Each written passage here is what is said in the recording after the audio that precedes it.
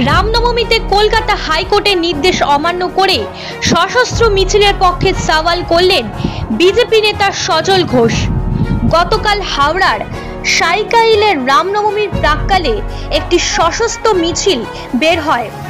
রবিবার সকালে হাওড়ার কদমতলা থেকে রামরাজাতলার রাম মন্দির পর্যন্ত একটি রামনবমীর মিছিলে অংশগ্রহণ করে তিনি বলেন, ধর্মকে রক্ষা করতে কখনো কখনো অস্ত্র তুলে নিতে হয়। তৃণমূলকে কটাক্ষ করে তিনি বলেন, ঈদের দিন হিন্দু ধর্মকে কারা গন্দা ধর্ম বলেছিল, হিন্দুত্ব নিয়ে তাদের কিছু বলা সাজে না। Bureau report, news 24 Bangla live.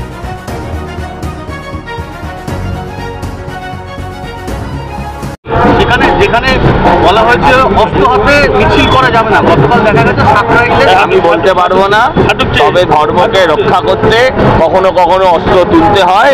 সে অস্ত্র যে যাই বলুক, অস্ত্র ধর্মকে রক্ষা করতে যদি তুলতে হয় তুলতে হবে।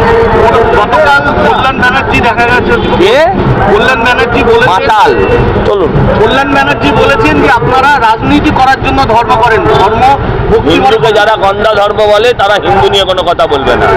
কল্যাণ বন্দ্যোপাধ্যায় টাইটেলটা পাল্টে নিতে বলুন, ওর বাপের অপমান করছে, ওনার বংশের অপমান করছে।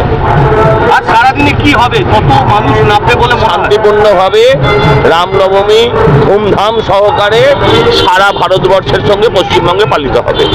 কয়েক কোটি মানুষ এতে সামিল হবে।